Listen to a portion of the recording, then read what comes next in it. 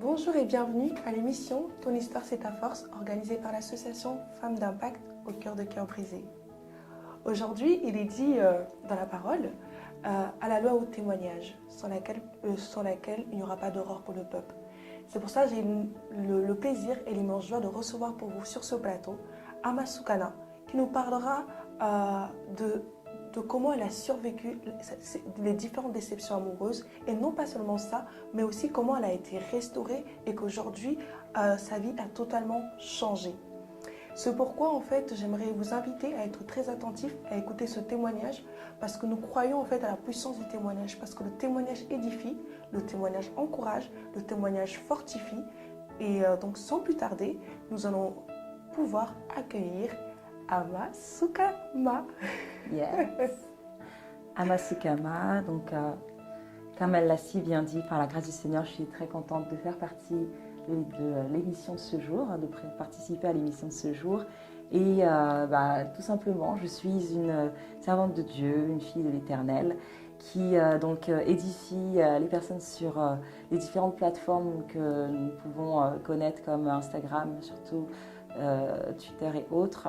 Donc motivation, c'est vraiment le mot d'ordre, c'est encouragement, édification et témoignage de ce que Dieu fait en fait dans ma vie pour édifier, pour toucher, sensibiliser les jeunes femmes, les femmes d'aujourd'hui et de demain à vraiment faire les bons choix selon ce que Dieu veut pour nos vies. Donc vraiment, car tout choix a un impact dans notre destinée, qu'il soit positif ou négatif. Donc le but c'est de faire de bons choix afin qu'il y ait un impact positif. Donc voilà, je suis là aujourd'hui pour répondre aux questions qui pourront aider certaines grâce à notre sœur Grâce Divine qui me permet aujourd'hui d'être là. Donc vraiment que Dieu te bénisse. Merci, je suis très honorée de te recevoir. Alors moi, j'aimerais justement pouvoir qu'on en parle un petit peu des blessures, parce que dans la vie, en fait, les blessures affectent notre intérieur. Et comme il est dit dans Ésaïe 1 au verset 6, que rien n'est plus en bon état. En fait, tout est blessure. Et par moments, on avance, on oublie en fait de prendre soin de notre cœur, de protéger notre cœur, de guérir notre cœur. Et c'est ce pourquoi en fait ton témoignage m'avait fortement interpellée, parce que il y a beaucoup de personnes, que ce soit hommes ou femmes, nous traversons des déceptions dites amoureuses. Tu peux nous en parler un peu plus, comment toi tu as vécu cela, Ama, s'il te plaît? Alors effectivement, dans la vie, nous avons à traverser des moments difficiles, dont les déceptions amoureuses. Et dans ces déceptions amoureuses, il y a effectivement beaucoup de dégâts qui sont causés. Et pour ma part, ce que j'ai pu vivre concernant les déceptions amoureuses que j'ai traversées, donc je vais vraiment prendre sur la partie où j'ai donné ma vie à Jésus, redonné ma vie à Christ, au travers de ma nouvelle naissance, et donc là où j'ai eu à fréquenter des personnes qui servaient Dieu, qui croyaient en Dieu, donc qui partageaient les mêmes croyances que moi. Je ne vais pas revenir sur ma vie vraiment hors du Seigneur, mais vraiment dans le cadre du Seigneur. Et j'ai pu, dans deux relations, on va dire, parce qu'il n'y en avait pas eu énormément également, mais dans deux relations passées, j'ai eu à traverser des moments de déception amoureuse, des moments douloureux. Et la façon dont ça se vit sans le Christ, je vous assure que c'est compliqué. Donc vous qui êtes là et qui nous voyez, je sais très bien que vous avez également vécu des déceptions amoureuses, et que la douleur de ces déceptions-là, en fait, est tellement grande que des fois on a l'impression qu'on va mourir, que personne ne peut nous comprendre. Mais si le Seigneur peut nous comprendre, lui qui est mort à la croix pour nous, a déjà porté justement cette mort intérieure, comme j'appelle, en lui, et nous a donné la capacité de pouvoir traverser ces épreuves de douleur avec lui et de sortir de là victorieux au travers de la restauration de son Esprit Saint, par son Saint-Esprit, pardon. Mais pendant ces moments où justement on est en train de souffrir, le seul recours qu'on a, que j'ai eu moi personnellement, ça a été la prière. La prière, la prière, la prière, la lecture de la parole de Dieu. Le Seigneur me rappelait des versets, me rappelait son amour, me rappelait qu'au-dessus de l'amour des hommes, il y a l'amour de Dieu, que j'étais la prunelle de ses yeux et qu'il fallait absolument aussi que je garde mon cœur. Donc il me disait souvent, garde ton cœur plus que toute autre chose, car c'est de là que jaillissent les sources de la vie. Et effectivement, en gardant mon cœur, aujourd'hui je sais que oui, c'est en gardant mon cœur que j'aurais pu éviter de tomber dans différentes douleurs et de souffrir en fait. Et du coup, justement, dans ce moment-là où tu vivais ces déceptions, on va dire amoureuses, c'était quand même des personnes qui connaissaient en fait la parole de Dieu, c'était des personnes qui fréquentaient un milieu chrétien. Est-ce que c'était pas arrivé de te dire, bah, je vais abandonner la foi, Seigneur, enfin, Dieu, je suis venu auprès de toi pour avoir le repos, je me retrouve face à des difficultés. Enfin, est-ce qu'il t'est pas arrivé un peu comme la femme de Job de dire, la femme de Job qui a dit à Job, maudit Dieu, tu vois, est-ce que ça t'est pas passé par la tête, ce genre de pensée? Parce que là, t'en parles, on dirait, je sais pas. je te pose la question. Non, ça En passe toute par la tête. transparence. En toute transparence, on est là pour essayer de transparent. Ce qui me passait par la tête, en fait, c'est que je me disais, Seigneur, tu m'as oublié. Je lève encore les yeux vers le ciel, parce que je me rappelle, c'est ce que je faisais. Je disais, Seigneur, tu m'as oublié, en fait. J'ai l'impression, du coup, que tout le monde se réjouit, les gens vivent leur vie tranquillement, leur histoire d'amour se passe très bien, mais moi, non, il faut que je souffre, en fait. Je sais pas. J'ai l'impression d'être vraiment seule au monde, de vraiment ne pas mériter ce que je vivais. Et du coup, parce que oui, on a cette sensation-là d'abandon. J'ai l'impression que Dieu m'avait abandonnée et que j'étais vraiment du coup en position où des fois je me disais, mais même dans le monde, je ne souffrais pas comme ça, quoi. Même dans le monde, je ne souffrais pas comme ça dans les relations que j'ai pu avoir dans le monde. Et je me disais surtout, en fait, quelle déception, parce que pour moi, en fait, j'idéalisais tellement l'amour en Christ. C'est-à-dire le moment où on fréquente en fait un chrétien, une chrétienne, pour moi je me dis c'est impossible qu'il se fasse en fait que ça vire en fait au vinaigre et qu'on soit déçu au point de vraiment souffrir, mais pire que dans le monde, quoi. Donc là je me suis dit mais c'est même aussi c'est un mirage l'amour dans la vie chrétienne, je sais pas, ça n'existe pas. Qu'est-ce qui se passe en fait? Comment font ces grands hommes et ces grandes femmes qui ont trouvé qui ont pu trouver l'âme sœur et aujourd'hui témoignent de la grandeur de Dieu. Pourquoi en fait moi je galère autant, sachant que c'était aussi avec des personnes qui servaient Dieu et notamment donc un des deux c'était un homme de Dieu. Donc du coup je me disais c'est impossible qu'un homme de Dieu puisse avoir le comportement d'un homme d'extérieur, quoi. Exactement. Mais comme justement j'ai pu apprendre, le Seigneur m'a appris, homme de Dieu, oui, mais homme. Ouais, c'est d'abord un homme, voilà. Exactement. Mais alors, parce que certains doivent se dire, quand tu parles de déception amoureuse, mais toi, c'était quoi en fait réellement? Qu'est-ce qui s'est passé? Moi, j'ai pas été ghostée. J'ai pas été ghostée. Donc, on m'a pas plaqué sans donner suite du jour au lendemain. Non, il y a eu des discussions. Donc, déjà, il y en a un qui m'a donc c'est lui qui m'a dit, voilà, je peux pas aller jusqu'au bout. Et l'autre, c'est moi qui ai pris la décision d'arrêter cette relation. Donc, on m'a pas ghosté. Mais comment ça s'est passé?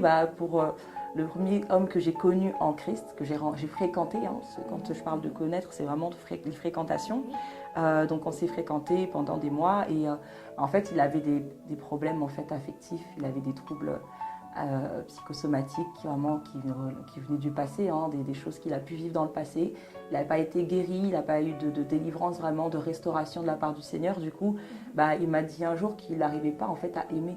Du coup, entre ce qu'il me disait quand on était ensemble, je t'aime. Et moi, je disais, ah, c'est super, tu m'aimes. Voilà, on avance. Et puis en plus, on vient pour bâtir du sérieux. Donc, on se donne des bases, on veut vraiment aller jusqu'au bout, etc. Et après, quand la personne te dit, au bout de quelques mois, donc à peu près avec ces mots-là, j'arrive pas à aimer, tu tombes de haut en fait. Tu te demandes, mais qu'est-ce que j'ai fait? Qu'est-ce qui se passe? Sachant que tu me dis que tout va bien, que je te plais carrément, que voilà, même intérieurement, tu es une bonne personne, etc.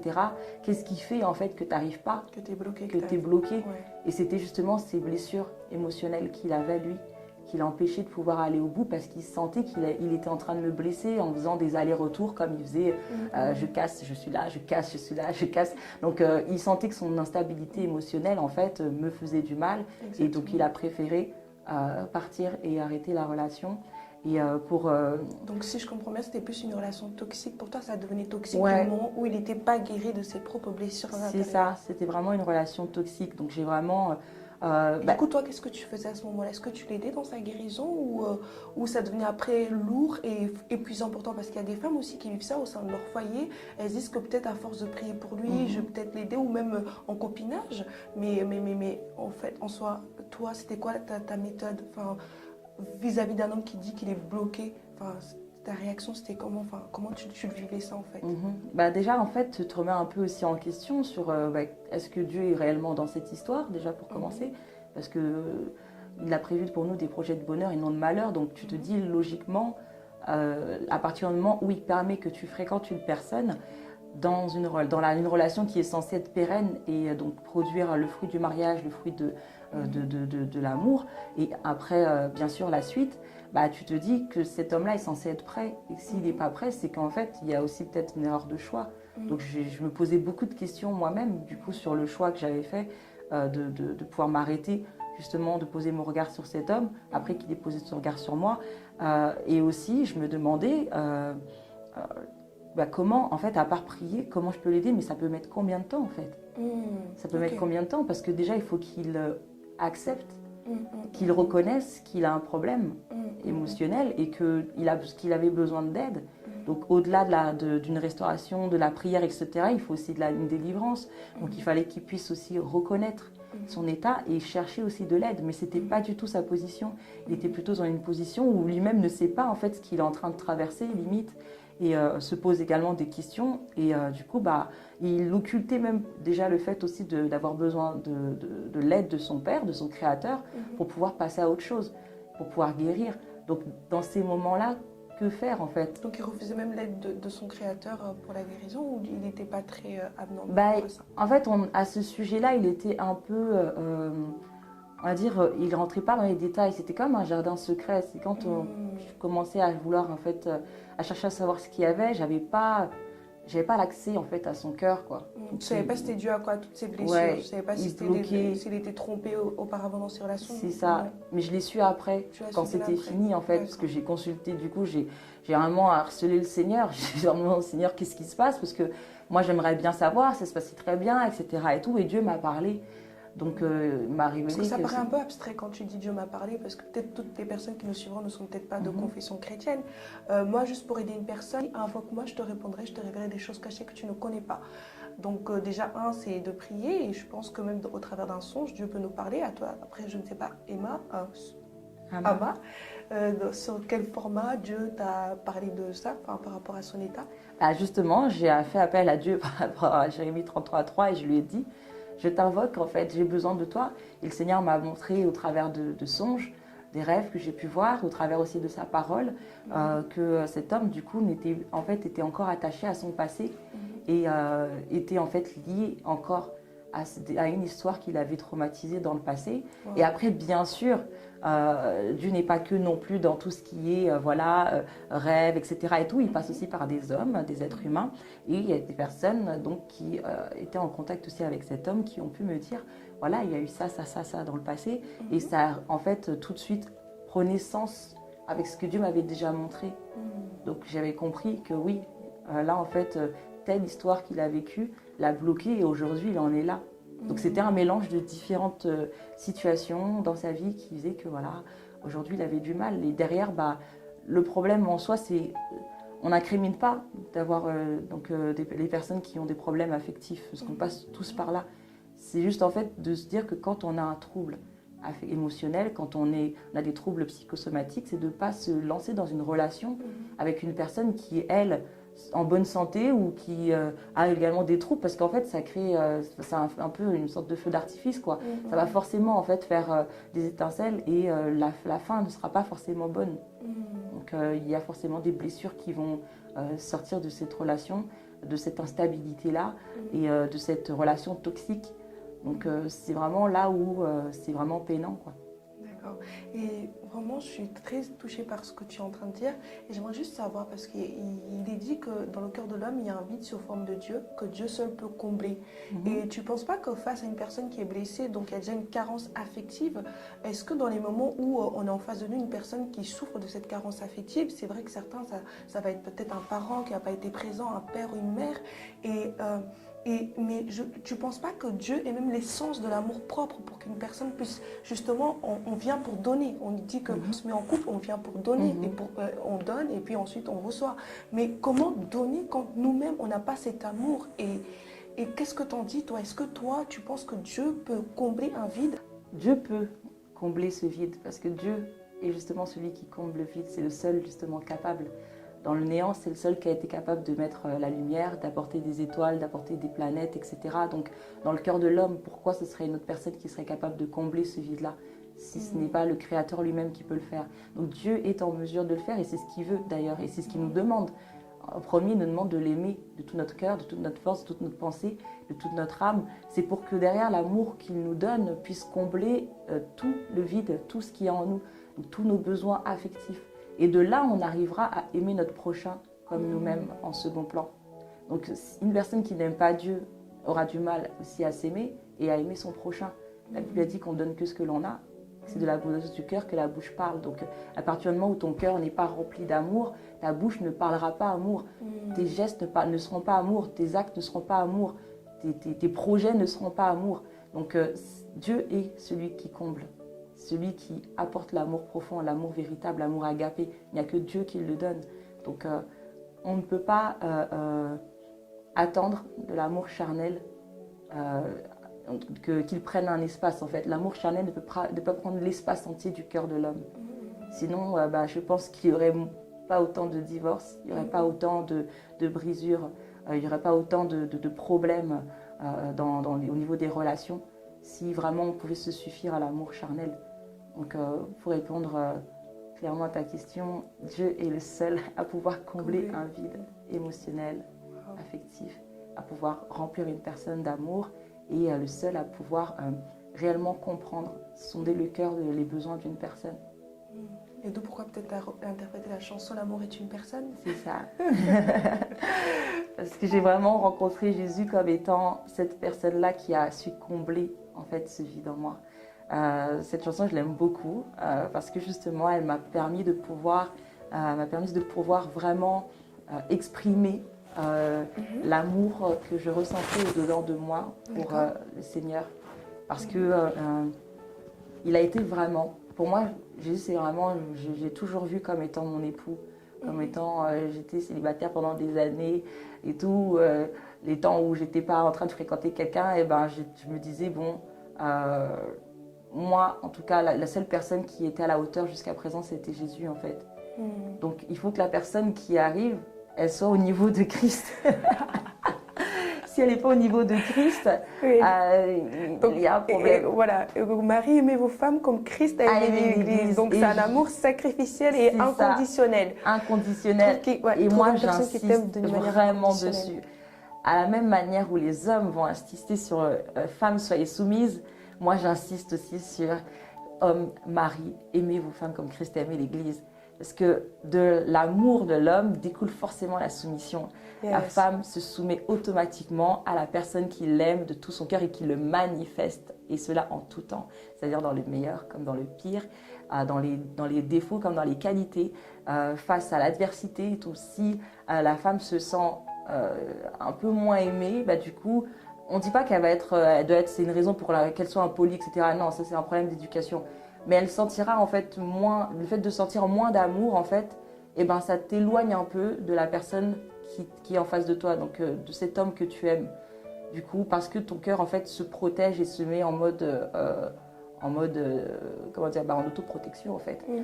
Il y a des forteresses qui vont se créer autour parce que justement, en tant que femme, tu as peur d'être abusée par la soumission que tu vas donner parce qu'en face de toi, tu vois un homme qui t'aime pas. Alors que quand tu vois un homme qui t'aime, tu t'ouvres totalement en fait, tu te libères totalement et tu ne crains rien. L'amour ne soupçonne pas le mal, l'amour excuse tout, pardonne tout, et c'est autant à la personne qui donne l'amour qu'à la personne qui reçoit l'amour. Donc si moi je reçois l'amour de la part d'un homme qui m'aime réellement, profondément, à la manière de Christ, je n'aurai pas de mal en fait à me donner aussi à lui et à ne pas soupçonner le mal, à vraiment lui plaire, à chercher vraiment à répondre à ses besoins, à ses désirs et autre chose. Du coup, c'est une soumission en fait qui est naturelle, qui se cherche même pas, qui se cherche pas la torche quoi, qui ne s'impose pas. Elle est naturelle. Elle vient de manière naturelle. Très bien. Et pour rebondir un petit peu à ce que tu disais tout à l'heure, le fait qu'il partait, il revenait, du coup, tu le vivais mal parce que tu dis à la fois cet homme était blessé, mais à la fois il avait de l'amour. Et est-ce que dans ces moments-là, il avait-il des paroles blessantes par moment ou tu avais l'impression de subir des pots cassés c'est un peu ce que tu ressentais, enfin, il avait des mots. Est-ce qu'il était de nature colérique? C'était quoi ces réactions? En fait, c'était quoi les syndromes d'une personne qui souffrait de tous les mots que tu nous as dit tout à l'heure? Tout dépend de la personne que vous avez en face et du caractère de cette personne. Lui, il était doux, il était de caractère assez doux, assez calme, donc c'était pas un colérique, c'était pas un violent. Tout dépend de la nature, hein, justement, du vieil homme, de l'homme que tu as en face de toi. Et donc, si c'est une personne qui est colérique, oui, j'ai pu faire face à ça avec une autre personne, avec l'homme de Dieu que j'ai fréquenté, qui était assez speed en attitude. Donc oui, quand ça va pas, parce que lui, au niveau de son intérieur, il n'est pas stable, il sait plus ce qu'il veut, etc. Donc quand moi je lui donnais de l'amour, derrière en fait, il n'arrivait pas plus à le recevoir. Donc c'était des phrases, me dis pas des trucs comme ça. Arrête avec ce genre de phrases. Pourtant, c'est des phrases simples. Hein, tu me manques, j'ai envie de te voir, etc. Ah, non, j'ai pas le temps pour ça. Arrête avec ce genre de phrases, etc. Donc, tu te dis, mais attends, qu'est-ce qui se passe en fait? Ouais, T'étais pas comme ça. C'est ça. Ouais. Entre le moment où il va bien et où, voilà, pour lui, il a envie de t'aimer, il a envie, voilà, et le moment où il sait plus ce qu'il veut, bah, du coup, c'est une autre personnalité que tu as en face de toi. Donc, c'est un peu compliqué. Et à force, en fait, c'est très prenant. En fait. C'est très prenant, c'est épuisant émotionnellement. Et après, tu en viens à même ne plus contrôler toi-même tes émotions. Et après, du coup, te laisser aller à des crises d'angoisse, à des mauvaises pensées. J'ai pas eu de pensée suicidaire en soi, mais dans la dépression, quoi, ce genre de choses-là où tu vas déprimer parce que tu as l'impression en fait, que tu es au bout de ta vie, parce que ça, c'est pas le fait d'être en fait déçu émotionnellement seulement, c'est le fait aussi en fait d'avoir que cette déception s'ajoute à différentes épreuves de la vie en fait. Le fait que ça s'ajoute à différentes épreuves, ça peut être un moment où tu traverses, je sais pas, un moment de crise financière, de chômage, ou tu es rejeté par tes amis, par la famille ou autre chose. Ça peut être beaucoup de choses qui sont autour de nous. Et quand du coup cette situation-là, ça arrive, en fait, pour moi, c'est comme un peu un coup de massue, quoi. Voilà. C'est comme un coup de massue sur la tête, en fait. Donc c'est très, très, très éprouvant, très, très fort. Et c'est vraiment quelque chose que je ne souhaite pas, en fait, à nos futures, aux femmes qui sont là, qui nous regardent, à nos petites sœurs, à toutes ces personnes-là qui cherchent l'amour, de vraiment vivre, parce que c'est traumatisant limite.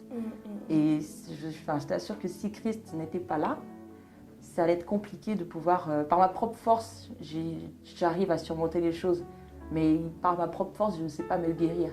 Je peux surmonter, affronter, mais tu restes blessé, alors que avec la force et la guérison du Seigneur, du coup, tu guéris et tu es fortifié, tu te relèves et tu avances. Il y a la différence. Pour rebondir un petit peu, j'aimerais qu'on rentre un peu dans le sujet de l'estime de soi. Est-ce que dans ces moments-là, ton estime de toi-même et ta confiance en toi a été mise à l'épreuve ou pas? Est-ce que face à un tel homme, du coup, est-ce que parce que tu m'as parlé de valeur, de la conscience de sa valeur en privé avant d'entamer une relation. Est-ce que là, à ce moment-là, quand on vit ça, peut-être une femme qui passe par là, elle se sent peut-être diminuée, méprisée. Elle se dit pourtant je suis belle, pourtant j'ai tous les critères qu'une femme a. Mais comment ça se fait que cet homme-là ne me voit pas, ne me demande pas en mariage, ne décide pas de guérir pour nous, enfin que nous puissions faire un couple merveilleux? Est-ce que tu as aussi, est-ce que ça a touché, peut-être pas, je sais pas. Est-ce que ton estime de toi et ta confiance en toi a été mise à l'épreuve? Oui, pendant un bon moment, pendant tout le temps de la souffrance en fait, affective, là, tu te poses beaucoup de questions. Tu te demandes, est-ce que du coup, je suis agréable à regarder ou pas? Est-ce que je suis belle? Est-ce que, en fait, tu commences à remettre un peu toutes les choses en place, tu regardes un peu dans le miroir, tu te dis, bah, je sais pas, en fait, je me regarde, je me trouve belle, peu importe la beauté. Vraiment, je ne mets pas dans la beauté se trouve dans le regard de celui qui la voit. Donc, un tel est belle, un tel est beau, etc. Mais moi, personnellement, je me regarde dans le miroir et je me dis, je sais que je suis une belle femme. Je sais que voilà, je suis gentille, que je suis intelligente, que je suis douce, je suis patiente, je suis ceci, je suis cela, je sers le Seigneur. Donc, qu'est-ce qui fait en fait qu'il arrive à me traiter comme ça? Je ne comprends pas. Parce que c'est allé jusqu'à en fait être trompée. Hein. J'ai été trompée. Ouais. Donc du coup, la tromperie dans les fréquentations, tu te demandes en fait, tu te poses énormément de questions et tu te remets vraiment, en gros, ton estime de toi, elle se met à terre quoi. Tu te sens comme à terre, comme à nu, comme honteuse, etc. Quoi. Tu as l'impression vraiment que ta confiance, en fait, elle s'est brisée. Quoi. Tu sens plus la valeur de ta vie, tu sens plus la valeur de ta personne, la valeur de ta beauté intérieure, de ta beauté extérieure. Tu sens plus, en fait, ce regard doux et agréable que tu as sur ta personne. Quoi. Parce que, en fait, quand on aime quelqu'un, on a tendance, en fait, à se voir dans l'œil de cette personne, dans le regard de cette personne. Et donc, du coup, quand cette personne te regarde avec amour, tu te sens toute belle, toute toi, où tu es émoustillée, etc. Mais quand son regard vis-à-vis de toi change, du coup, tu commences en fait à te sentir amère. Tu te sens un peu comme peu agréable, quoi. Hein, comme si tu perdais saveur. Un peu comme une fleur qui fane, en fait. L'amour que cette personne te donne arrose cette rose. Et une fois qu'il arrête, ou elle arrête, du coup, ça commence à faner et la fleur flétrit. Donc, du coup, je me sentais un peu comme ça. J'avais l'impression de perdre vraiment cette valeur, de perdre vraiment confiance en moi. Je me sentais plus à la hauteur. Je me disais peut-être que je sais pas, c'est peut-être moi qui ai fait quelque chose de mauvais. Peut-être que je suis pas prête pour même une relation stable qui mènera au mariage. Peut-être que j'ai encore des choses à changer en moi. Peut-être que. Donc, beaucoup de peut-être, avec peu de réponses. Et voilà, j'avais que dans ma tête cette idée-là et je me disais que peut-être que voilà, j'avais pas été à la hauteur par rapport à cet homme. Peut-être qu'au niveau de ce qu'il avait vu en moi, les attentes, au final, il s'est rendu compte que ah non, en fait, elle vaut rien quoi. C'est pas du tout ce que j'attends. Donc oui, tu vas en fait un peu toi-même te commencer après à te descendre. Et si je me regardais pas à la lumière de la parole, j'allais tomber dans cet engrenage-là. Mais vraiment, la parole de Dieu m'a vraiment soutenue et le Saint-Esprit m'a vraiment soutenue. Et du coup, oui, tu gardes en fait cette lueur de confiance et surtout la révélation de l'Esprit de Dieu qui te dit que non, c'est pas toi, c'est dans son cœur, il y a ça, ça, ça. En fait, vous n'êtes pas sur la même longueur d'onde. C'est parce que lui, ce que tu as en toi, il ne le voit pas. Cette valeur qui est en toi, il ne l'aperçoit pas. Et parce que aussi, ce n'est pas à lui de la voir et de l'apercevoir. C'est ça. C'est à l'homme de ta vie. Voilà. Waouh. Et j'aimerais un peu qu'on reparte un petit peu dans ton enfance. Parce qu'il est dit que, je ne sais pas si c'était ton cas, ou par moment, quand les femmes vivent ce genre de choses, c'est parce que peut-être aussi elles ont manqué d'un amour paternel ou d'une figure paternelle ou d'un papa qui n'était peut-être pas présent émotionnellement. Donc en fait, elles sont un peu à la quête, à la recherche de cette figure paternelle en fait auprès de leur futur conjoint ou copain ou voilà. Est-ce que c'était ton cas? Comment Ama a-t-elle grandi si c'est pas trop indiscret? Est-ce qu'elle a eu l'amour total de son papounet, si je pourrais dire ça comme ça? En fait, moi, je ne cherchais pas du tout à trouver l'amour paternel chez un homme. Ok, pas du tout. À ce niveau-là, parce que l'amour paternel, je l'ai cherché auprès de Dieu. J'ai grandi donc dans une famille où voilà, l'amour était là, etc. Mais par rapport à mon père, donc cet amour paternel, on n'était pas vraiment proches, ce qui fait que j'ai pas eu ce rapport en fait affectif avec mon père. Mais je l'ai pas projeté sur un homme, mais plutôt sur Dieu. D'accord. Non, j'ai pas été dans ce cas de figure-là où je l'ai projeté sur un homme. Donc c'est pour ça que tu dis que Dieu, c'est le beau-père de ton futur. C'est ça, c'est pour ça que je te disais que pour moi, j'ai vraiment cette image-là, que Dieu est le beau-père de mon mari. Wow. Donc, c'est vraiment quelque chose de fort pour moi, parce que je me dis, au moins, déjà, s'il a conscience que Dieu est mon père, qui est aussi son père, parce que c'est un chrétien, mais à mon sens, que c'est mon père et que du coup, il l'a pour beau-père, il aura du mal à me faire du mal, en fait. C'est ça. Il aura plus de facilité, par la crainte qu'il a pour Dieu, à me respecter. Parce que voilà, Dieu sait que c'est le Père suprême, c'est vraiment l'autorité suprême, l'amour suprême, c'est la paternité suprême. Donc, si tu veux me faire du mal, tu auras affaire à Dieu. Exactement. Du coup, ta confiance, elle est vraiment basée sur Dieu, sur ton Père. Donc, en fait, même dans les moments on va dire, de mésentente, en fait, au lieu de crier ou quoi que ce soit, tu pries, tu dis à Dieu, parle-lui, en fait. Là, il ne comprend pas. Et là, le problème, il se résout, en fait. C'est ce que je ne sais pas si tu parles dans le cadre actuel ou bien dans le cadre passé. Je ne sais en pas. tout cas, j'ai toujours fonctionné comme ça.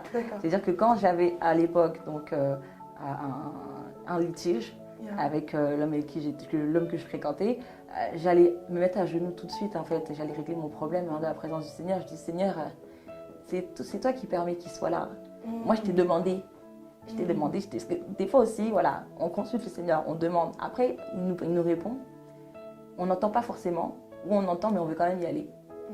Donc du coup, quand on y va quand même, qu'on est entendu ou pas, le Seigneur nous laisse aussi. Mais moi, je suis partie du principe que tu es mon père, donc tu ne peux pas me laisser souffrir, en fait. Tu sais très bien que voilà, il va se passer ça, ça, ça. Et si tu as permis que je souffre parce que tu veux m'enseigner quelque chose, parce que rien n'arrive au hasard avec le Seigneur, tout concourt au bien de ceux qui aiment Dieu. Donc si je devais quand même passer par là, parce que voilà, il fallait que je connaisse cette situation pour être moi-même édifiée et pour faire attention à l'avenir, écoute Seigneur, aide-moi en fait à surmonter ça. Moi je ne comprends pas cette incompréhension-là, ce qui se passe là. Je ne suis pas en capacité de gérer son cœur en fait. Donc je te demande vraiment, gère son cœur s'il te plaît Seigneur, soit au-dedans, au centre. Parle-lui en fait, que même si derrière en fait tu n'es plus dans cette histoire ou tu n'es pas dans cette histoire, permets que ça se finisse bien. Que ça se finisse correctement, de sorte à ce qu'on puisse déjà se respecter et que on puisse aussi te respecter, parce que on peut pas être là aussi toujours avoir rencontrer une personne, on se fréquente pour voir, voilà, ça se trouve, bon, c'est pas telle personne, et ça parte en fait à chaque fois au clash, non. Et que ces clashs-là amènent en fait après des blessures intérieures, etc. Il faut quand même qu'il y ait un certain respect et tout. Et du coup, si tu considères Dieu comme étant mon père et comme étant ton beau-père, tu le respecteras et tu me respecteras, et du coup, tu oseras moins, même pas me faire du mal. Je partais vraiment dans cette optique-là. Vraiment, j'aimerais juste faire passer un petit message pour toutes celles qui n'ont pas de figure paternelle, que ce soit physique, comme Ama l'a très bien dit, que Dieu est le Père suprême, il est l'amour suprême. Vraiment, se confier à Dieu et dire que Dieu, c'est le beau-père de votre futur mari, et qu'en cas de problème, au lieu d'appeler toutes les copines du monde entier, commencez d'abord par votre Créateur et réglez ça en interne avec lui. Et lui, comme il est dit dans la parole de Dieu, qu'il tient le cœur du roi entre ses mains. Amen. Et il la tourne, c'est ça. En faveur, oui. En faveur de nous. Exactement. Donc, de ses enfants. C'est lui qui tient le cœur de votre époux, de votre copain, voilà, et il va tourner, il va changer la situation favorablement pour vous. Donc, comme tu as dit dans tes posts, ça ne sert à rien de faire de la sorcellerie pour cadenasser un homme. Il faut juste se confier en Dieu. Et puis il faut arrêter ça. La sorcellerie pour cadenasser, les grossesses pour cadenasser, ou encore les chantages, les situations un peu machiavéliques là, pour garder un homme près de soi, ça ne fonctionne pas. Surtout, on est dans une génération, une nouvelle ère où le mariage, en fait, il ne s'obtient plus avec ces choses-là, en fait. C'est-à-dire que tu peux arriver, tu es enceinte aujourd'hui, les parents ne forcent plus. En fait. Un homme a marié une femme qu'il a enceintée, c'est révolu. Donc, c'est plutôt une perte pour la personne qui fera ça, quoi. De se dire, moi en tout cas, j'ai jamais pensé comme ça, parce que je me suis toujours dit, au final, c'est moi qui perds. Si ça vient par accident, ok. Voilà, gloire à Dieu. Mais si c'est quelque chose que je manigance moi-même, du coup, là, c'est mauvais. Et forcément, ça aura un impact, une incidence très grave, en fait, sur ma vie. Donc, du coup, évitez. Vous avez Dieu comme conseiller, vous avez Dieu comme père, et c'est mieux que quiconque ce dont vous avez besoin et avec qui vous pouvez être pour passer votre temps sur cette terre. Donc c'est vraiment, il n'y a pas meilleur que d'aller dans ses bras pour lui demander, et d'aller à ses pieds pour lui demander, Seigneur, qui est-ce que tu vois, quoi. pour moi? Est-ce qu'il y a quelqu'un autour de moi là qui semble correspondre à ma vie, correspondre à la vision que tu m'as donnée, correspondre aux capacités, aux qualités que tu as mis en moi, à ce potentiel-là? Voilà, est-ce je peux matcher avec quelqu'un, quoi? Si on doit se parler bien, est-ce que tu vois quelqu'un avec qui ça matcherait? Parce que si vous y allez comme ça à l'aveuglette, parce que physiquement il vous plaît, sexuellement il vous plaît, bien que le sexe avant le mariage c'est pas bon, mais pour celles qui ont quand même ces tendances-là à aller avant le mariage, bah, du coup c'est vraiment une erreur de se baser sur ça. Parce que le mariage c'est pas ça en fait. C'est pas ça, c'est bien plus que ça. Il y a une mission, il y a un but, il y a un chemin de vie à faire ensemble, il y a un parcours, il y a une vision. Et pour ça, en fait, il faut être accompagné de son deux. En fait. Il faut être accompagné de son deux. Il faut que vous soyez accompagné d'une personne qui saura vous comprendre, qui saura également aussi prendre au sérieux votre mission, prendre au sérieux vos dons, vos aspirations, vos talents, vos rêves, vos projets, que vraiment cette personne-là, cet homme-là qui vient dans votre vie puisse être une plus-value pour vous, autant vous le serez pour lui.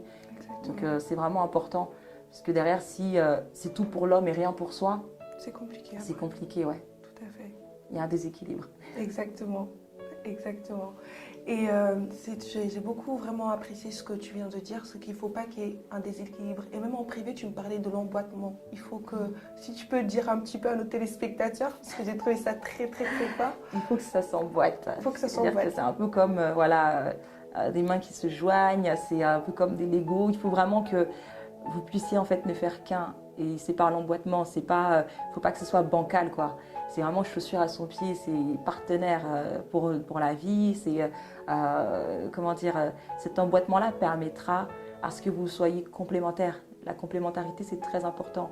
On n'est pas pareil, on est tous différents, on est tous, chacun a ses qualités, chacun a ses défauts, chacun a sa personnalité, chacun a sa façon de voir les choses. On ne doit pas voir pareil, non, ça c'est faux. Il y a des choses qu'on va voir pareil, mais là d'autres non, on sera forcément en désaccord. Mais ces désaccords-là, en fait, on arrive à trouver un équilibre quand du coup, on met la parole de Dieu et qu'on prend aussi en considération la vision de chacun sur la vie, la mission de chacun sur cette terre. Et du coup, l'emboîtement permet justement de pouvoir en fait trouver ce juste milieu qui fait que crac. Ah, là, on s'emboîte et on arrive en fait, on a réussi, c'est un peu comme une sorte de puzzle, enfin, j'allais dire plutôt, je sais plus qu'on appelle ce jeu là où il y a des couleurs c'est un cube comme ça, le Rubik's Cube je crois, je sais plus, et du coup, quand ça s'emboîte, au final, on arrive à avoir la bonne combinaison en fait. Exact. Alors que si on est tous toujours en désaccord, qu'on n'a rien, on n'est même pas sur la même longueur d'onde, les moments d'emboîtement, à part in the bed, il n'y a rien d'autre, quoi. Alors que c'est pas du tout. Il n'y a pas que ça en fait. Il faut qu'en tout, il y ait en fait un accord. Il faut qu'en tout, il y ait une fusion. Et qu'est-ce que tu dirais par exemple à une femme qui se sent dévalorisée au sein de sa relation, qui ne se sent pas respectée, qui se sent mal aimée ou qui est aussi passée par le même problème que toi, c'est-à-dire la tromperie? Quel est le message que tu aimerais donner à cette femme-là qui est passée par la tromperie ou qui passe peut-être par la tromperie, qui va peut-être apprendre, peut-être après cette interview, que son mari peut-être est en train de flirter avec une autre femme qu'elle? Sois forte. C'est le mot que j'ai à te dire. Sois forte. Sois très courageuse. Parce que c'est un moment où tu te sens, comme je disais tout à l'heure, plus bas que terre. Tu te sens vraiment méprisé, chiffonné, écrasé, tout ce que tu veux. Tu as vraiment l'impression de ne pas être considéré comme étant un être humain sur cette terre. Et tu sens une humiliation grande qui rentre en toi, une colère monstre qui t'envahit et tu as vraiment envie en fait, de commettre même l'irréparable. Et la chose que j'ai à te dire, c'est sois forte. C'est réfugie-toi auprès du Père. La vengeance en fait ne sert à rien. Ça ne sert à rien de se venger, ça ne sert à rien de se morfondre, ça ne sert à rien de s'apitoyer sur son sort. Ça ne sert à rien. Ça n'amène en fait que des soucis et que des problèmes. Il faut être forte, il faut être courageuse. Parce qu'il faut aussi avoir du courage pour pouvoir aussi se relever et pour pouvoir passer à autre chose. Après, si c'est une personne qui est mariée, du coup, on ne passe pas à autre chose comme ça. On règle le problème, on prie, on vient vers le Seigneur, on demande vraiment son aide, son esprit, sa sagesse. Et aussi, on prie pour la personne qui est dans la situation de tromperie. Donc pour le conjoint ou la conjointe qui est dans la situation de tromperie. Mais dans le cas où justement c'est de la fréquentation, ou des fiançailles, etc., c'est pareil, si c'est ton fiancé, que vous êtes vraiment fait pour être ensemble, l'homme n'est pas parfait. Hein. La Bible elle nous dit que le cœur de l'homme tend vers le mal. Donc à partir du moment où notre cœur tend vers le mal, c'est il va y avoir des personnes qui vont vivre ce genre de choses. Si c'est pour toi, si c'est vraiment l'homme de ta vie, bah, demande au Seigneur de t'aider, de vous aider à vraiment guérir déjà ta blessure et aussi à traiter cette faiblesse, la faiblesse qu'il a. Parce que c'est une faiblesse qu'il risque d'emporter dans le mariage et du coup qui risque de faire de plus gros dégâts. Donc c'est important de le traiter pendant cette période-là et non sur la période du mariage. Quitte à même repousser, bah écoutez, il faut repousser. Quitte à faire attendre, patienter les familles, bah faites-le. Le plus important, c'est vraiment que vous soyez restaurés, que vous soyez fidèles l'un à l'autre et déjà bien avant de rentrer dans cette alliance-là, là, où on ne fait qu'une personne. Parce que si déjà la personne, dans la période des fiançailles ou des fréquentations, elle se mélange à tout le monde, qu'est-ce qu'elle fera à l'intérieur, quoi? Sachant que le Seigneur il nous dit aussi que quand on couche avec une prostituée, on ne fait qu'un avec cette personne, donc on ne fait qu'une chair avec cette personne. Donc ça veut dire que prostituée, la femme, le mari, plus on compte encore combien, vous allez faire combien? Un en combien? C'est trop. Donc il y a énormément de choses qu'on peut éviter. Donc voilà, il faut vraiment aussi discerner, demander au Seigneur le discernement de la situation dans laquelle vous êtes, parce que peut-être que Dieu vous fait montrer aussi que là où vous êtes, c'est pas votre place. Moi personnellement, c'est ce que Dieu m'a montré quand ça m'est arrivé, quand cet homme m'a trompée et que je l'ai su. Le Seigneur m'a montré clairement que c'est ce qui allait m'attendre dans le mariage et que je n'étais pas à ma place. Il a malheureusement fallu que j'attende ce signe-là de Dieu pour que je puisse vraiment sortir de cette relation. Parce qu'il m'en a parlé plusieurs, enfin il m'a montré ça bien avant, hein. Juste que voilà, tellement t'es amoureuse, t'es là, tu calcules pas. Mais quand vraiment tu discernes justement et que tu restes lucide, bah, tu fais attention, tu prêtes attention à tous les signes que le Seigneur t'envoie. Et bah, si tu te trouves après vraiment nez à nez avec la situation où tu vraiment attrapes cette personne-là, ta moitié, donc que ce soit pour l'homme ou pour la femme, donc la main dans le sac, bah, là du coup là tu vas devoir en fait souffrir de cette douleur-là et il faut vraiment beaucoup de force et de courage, beaucoup de prières, beaucoup de prières, beaucoup de lecture de la parole de Dieu. Il faut être aussi entouré d'un bon entourage, de personnes qui vont savoir te soutenir, savoir te relever, savoir t'accompagner, te tenir par la main quand ça ne va pas. Parce que on demande aussi, la Bible nous demande aussi, quand on est fort, de soutenir les faibles. Donc c'est important d'avoir des personnes qui vont t'entourer et qui vont te pousser à ne pas te venger, à ne pas poser des actions qui vont te faire du mal, même au-delà de la vengeance. Des fois on s'accroche, on n'écoute pas. On voit vraiment que c'est peine perdue, mais on s'accroche et on souffre et ça tient comme ça 1 an, 2 ans, 5 ans, 10 ans. Et puis après au final, on se rend compte que j'aurais dû partir depuis longtemps. Non, il faut savoir aussi écouter les conseils que Dieu met à nos côtés. Donc c'est vraiment important ce mélange-là, cette sauce. Pour que la sauce soit bonne dans ce moment-là, il faut vraiment beaucoup de prières, beaucoup de discernement, de courage, de force et être entouré. Et comment trouver la force de pardonner? Toi, par exemple, comment tu as trouvé la force ou tu as réussi à pardonner à cet homme qui t'a violé, qui t'avait trompé, du coup? La force, je l'ai eue parce que je crains Dieu aussi. Parce que c'est important aussi, des fois, on veut avoir aussi une attitude, pardonner sincèrement, profondément une personne.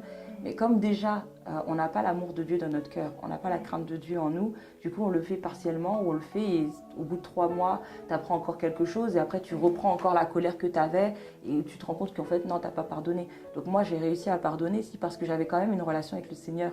J'avais quand même mon intimité avec le Seigneur et Dieu, j'ai quand même ses principes et ses valeurs et tout. Et à partir du moment où je sais que je demande au Seigneur de me pardonner moi-même mes offenses, si je ne pardonne pas mon prochain, à quel moment est-ce que Dieu va m'aider aussi à pardonner, enfin va me pardonner moi. Donc j'étais déjà conditionnée en fait dans cette attitude-là de pardonner celui qui t'a fait du mal. C'est très dur, mais moi ça m'a franchement, en plus c'était vraiment une grâce parce que ça n'a pas duré. J'ai mis quoi 2 semaines à être restaurée de cette relation. Donc restaurer, quand je parle de restauration, c'est vraiment le pardon, la guérison et toutes ces choses-là et après la bénédiction. Donc du coup, Dieu fait grâce quand nous-mêmes on accorde grâce aux autres. Quand on pardonne facilement quelqu'un, Dieu aussi nous fait grâce. Donc j'ai pas trimé pour pardonner parce que j'avais déjà conscience de la grâce que Dieu me faisait parce que moi il me pardonne quand je fais du mal. Donc voilà, vu que Dieu vous pardonne quand vous faites du mal, vous également vous pardonnez aux autres quand ils vous font du mal.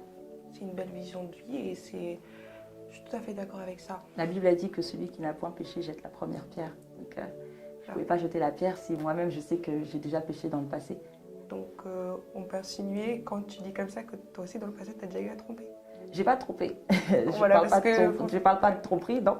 Mais à pécher, c'est-à-dire pécher. Parce Voilà. qu'aujourd'hui, quand on parle. Aussi à faire du mal à quelqu'un. Voilà, quand Voilà. on parle de péché, tout de suite, impudicité, tout de suite, tromperie. Non, le péché, c'est pas que ça. Voilà, mentir, ça c'est un péché. Voler, c'est un acte, péché. etc. Frapper, c'est un péché.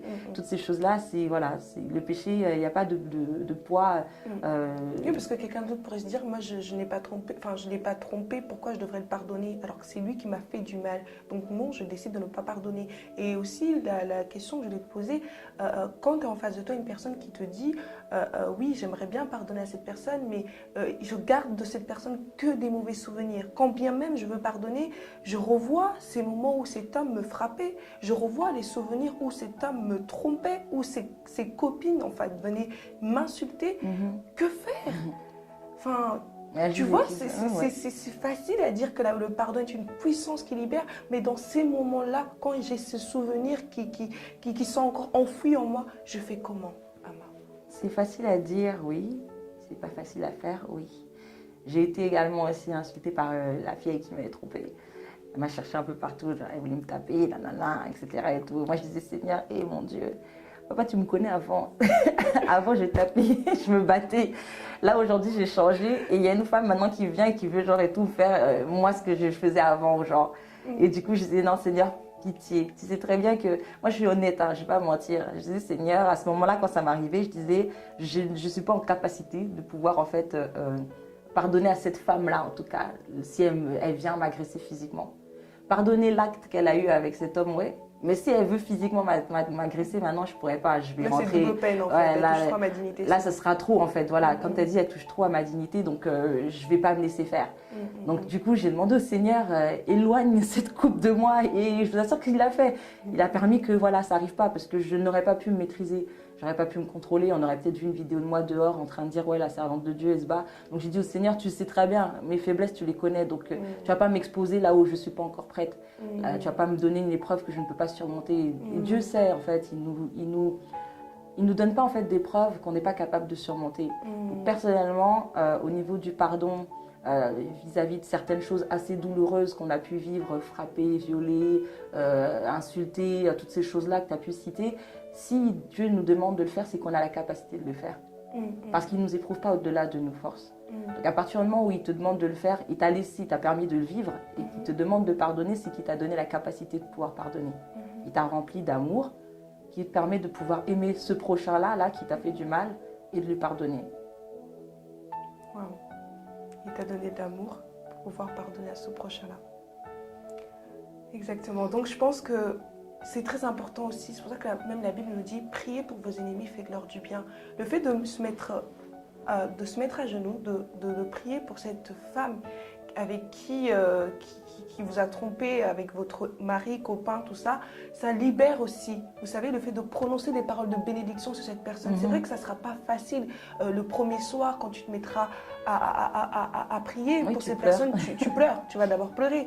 Mais après les pleurs viendra en fait la paix, la tranquillité. Tu seras en paix avec toi-même. Effectivement. Et c'est ça en fait, ce que tu veux réellement. Quand je te demande de pardonner, quand nous vous demandons de pouvoir essayer du moins de pardonner, ce n'est pas que pour l'autre personne, mais c'est également pour vous libérer d'un poids et être en paix avec vous-même. Parce qu'il n'y a rien qui soit plus luxueux que la paix en fait. La paix, c'est... Elle s'achète pas. Elle s'achète pas. Elle s'achète pas. La paix, c'est quelque chose qu'on n'achète pas, et quand on l'a, en fait, on la saisit, on l'arrache, quoi. Quand on a l'opportunité d'être en paix, on court vers cette opportunité. Donc si là, l'opportunité qui est donnée, c'est de pardonner à son prochain, il faut courir, quoi. Il faut courir vers le pardon.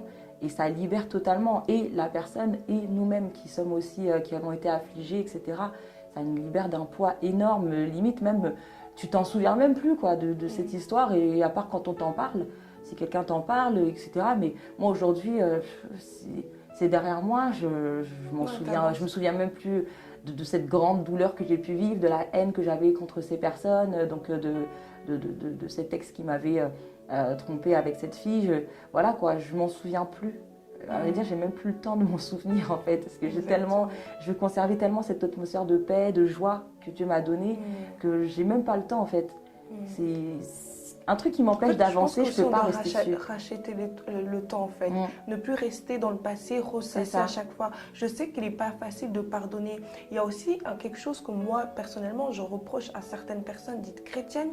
Le problème, c'est qu'on se croit que parce qu'on a Dieu en nous, parce qu'on prie, que nous sommes invincibles, que nous n'avons pas le droit de dire que j'ai mal. Et c'est pourquoi notre devise de notre association, c'est mettons les mots sur nos mots. Il est très important aussi de savoir dire j'ai mal. Aller juste dans la présence de dire Seigneur, ouh, cette tromperie m'a fait mal en fait. Reconnaître la douleur, reconnaître en fait.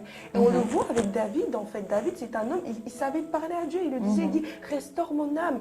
Il demandait la restauration divine. J'ai l'impression qu'on prie pour avoir de l'argent, la maison, mais on ne prie pas pour ce cœur que Dieu nous a donné. On ne prie pas pour dire à Dieu, Seigneur, sonde mon cœur, enfin, guéris-moi, change mon caractère.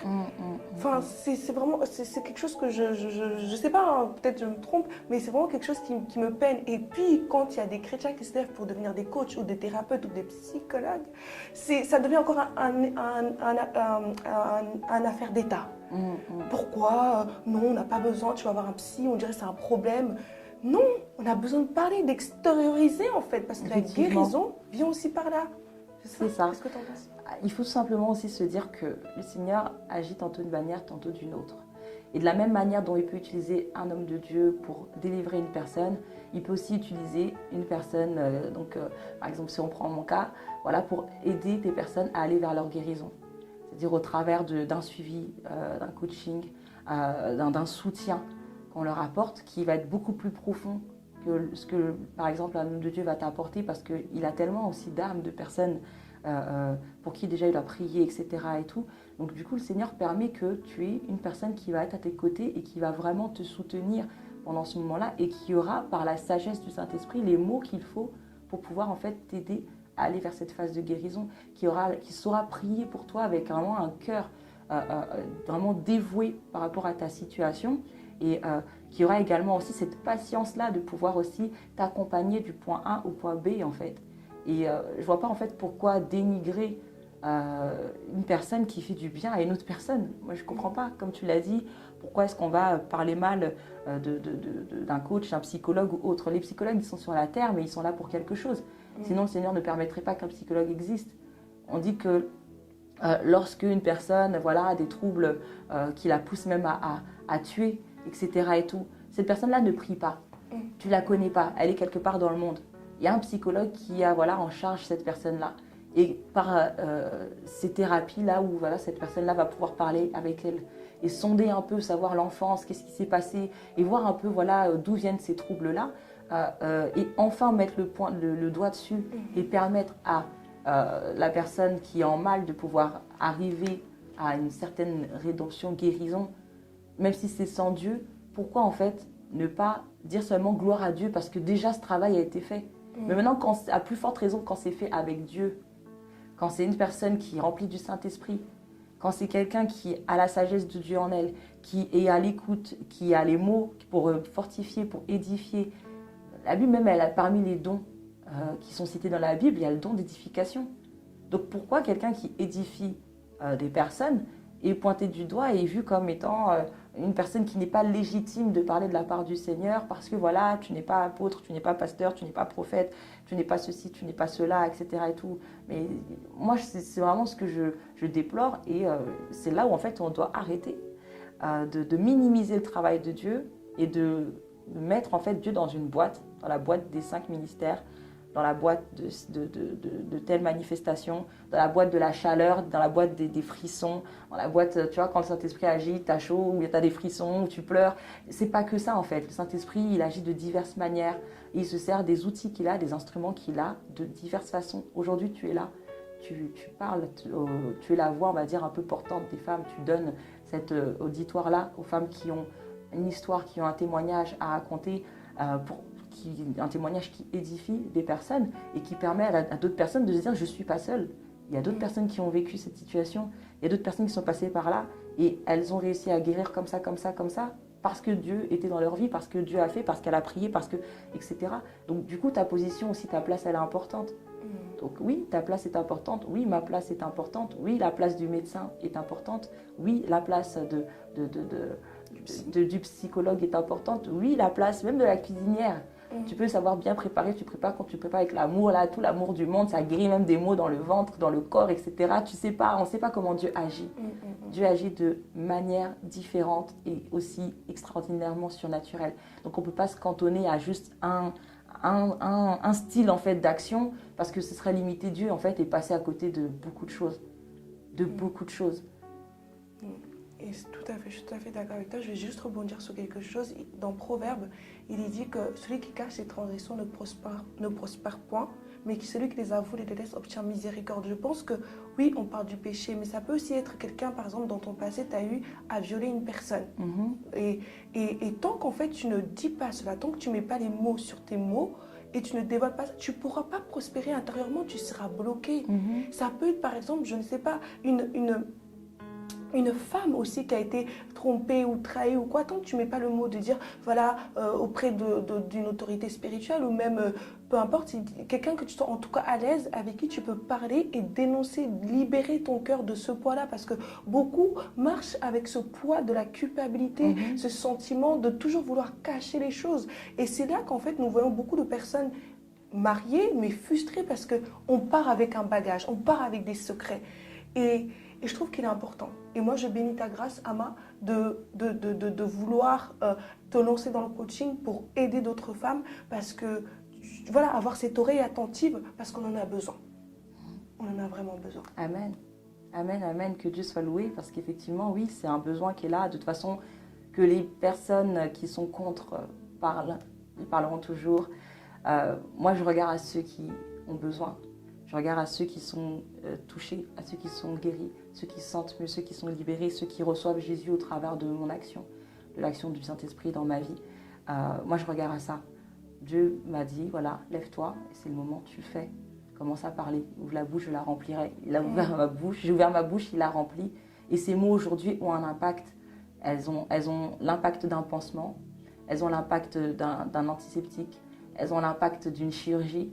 Elles ont l'impact de différentes opérations chirurgicales, etc., tout ce qu'on veut, d'un Doliprane. Elles ont l'impact d'un Efferalgan, elles ont l'impact d'un Spasfon, de tout ce que tu veux, qui en tout cas a pour but de guérir. Et c'est là en fait le waouh. C'est là où je me dis vraiment, Seigneur, sois glorifié en fait. Moi, je ne regarde pas aux autres, je ne regarde pas à ce qui se passe, je ne regarde pas à ce qui se dit. Je regarde seulement en fait à ce que tu me demandes de faire, à l'utilité que j'ai dans la vie de telle ou telle personne. Si aujourd'hui je dois être Doliprane, je serai dans telle personne. Si là je dois avoir l'action d'un pansement, ben, je vais le faire. Si là c'est l'aiguille pour recoudre, ben, je vais le faire. En tout cas, à partir du moment où tu penses les blessures, que tu libères des cœurs, que tu embellis des vies, que tu apportes la joie, que tu apportes la paix, que tu restaures, moi, je suis heureuse. Tout va bien. Parce que je fais ce que Dieu me demande de faire. Donc, là, il y a plus de bonheur à donner qu'à recevoir. Donc, à partir du moment où j'arrive à me sentir heureuse quand je donne de ma personne pour quelqu'un qui est dans le besoin, bah, c'est que j'ai réussi en fait. J'arrive à être là où Dieu me demande d'être pour le moment. Parce qu'à chaque fois, voilà, il y a un level up à chaque fois. Mais en tout cas, en ce qui concerne là mon parcours, je me sens en tout cas à ma place et je me sens faire ce que Dieu me demande de faire. Driver, coacher des personnes, les amener d'un point A à un point B, les aider à pouvoir avoir confiance en elles, à avoir de l'estime pour leur vie, à avoir la valeur que Dieu donne tous sur leur vie, à pouvoir aussi se relever d'une situation difficile, d'une épreuve émotionnelle difficile, à pouvoir aussi avoir une vision, à voir en fait quelle est la vision que Dieu a donnée pour ma vie. C'est vraiment là où Dieu m'amène et à partir du moment où j'arrive à le faire, à fortifier les personnes et que par la force du Saint-Esprit bien sûr, et que derrière je vois des fruits, je me pose plus de questions en fait sur ceux qui boudent. Les chiens aboient et la caravane passe. Exactement. Donc, et je pense que nos téléspectateurs se demandent bien, oui, Ama, on a entendu, tu es passée par des déceptions qui ont été douloureuses, à des intensités différentes. Mais qu'en est-il aujourd'hui de ta vie sentimentale, Ama? Es-tu fiancée, mariée? Voilà. Où est-ce que tu en es aujourd'hui dans ta vie sentimentale? Alors, c'est vrai que je parle beaucoup de période de fréquentation, période de mariage, alors que je ne suis pas mariée déjà, savoir. Je parle de ce qu'il faut en fait, de la préparation. Moi je ne parle pas du mariage, je ne rentre pas dans ce domaine-là parce que j'y suis pas. Bien que le Seigneur m'ait donné la sagesse pour pouvoir aussi parler de ça, mais je ne rentre pas là-dedans parce que, comment dire, il y a un temps pour tout. Le temps où le Seigneur me permettra d'en parler, j'en parlerai. Donc je m'arrête autant à la période de préparation avant le mariage, donc les fréquentations et les fiançailles. Donc aujourd'hui, je suis fiancée par la grâce du Seigneur.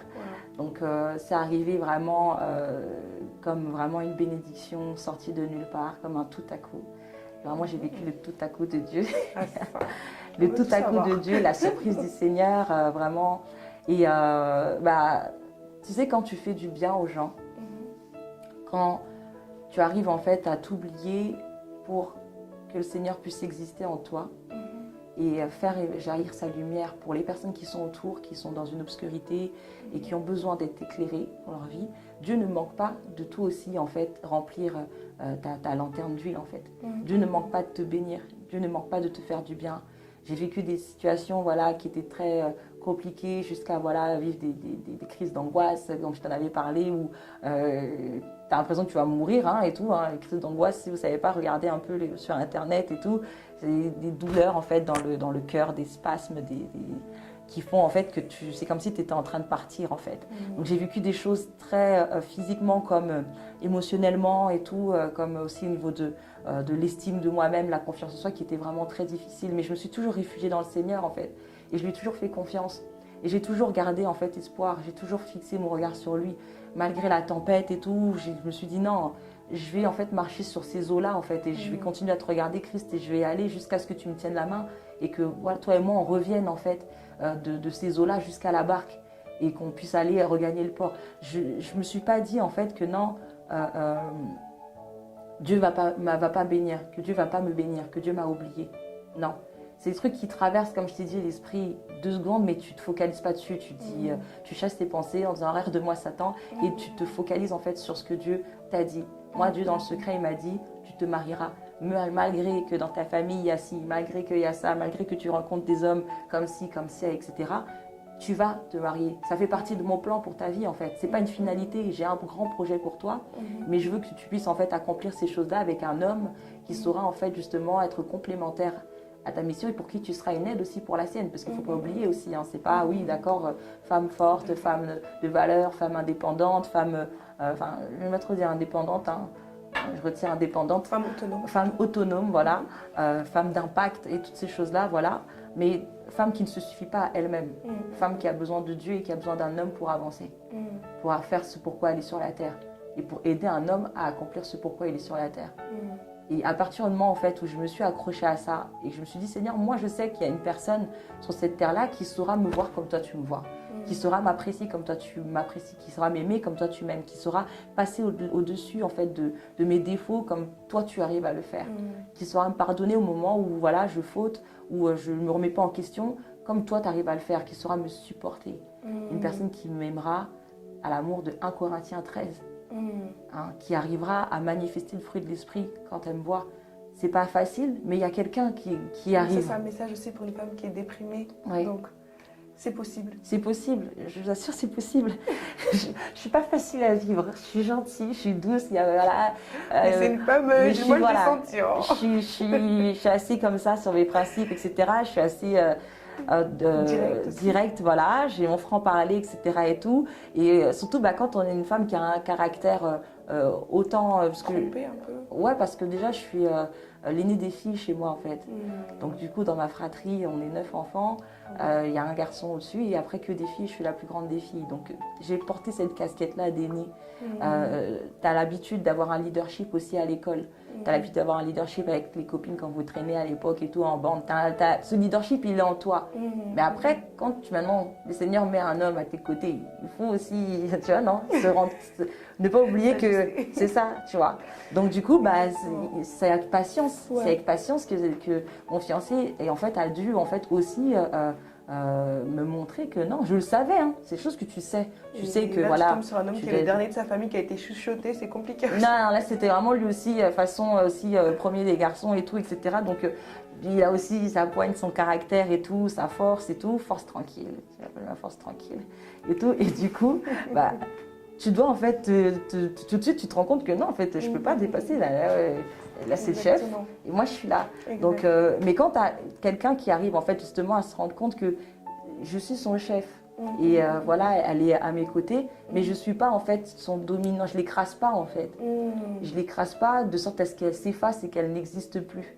C'est là en fait où tu te dis oui, tu te rends compte que non, en fait, Dieu a vraiment m'a apporté l'homme qu'il me fallait parce que j'ai rencontré ceux qui écrasent, j'ai rencontré ceux qui ne savent pas gérer.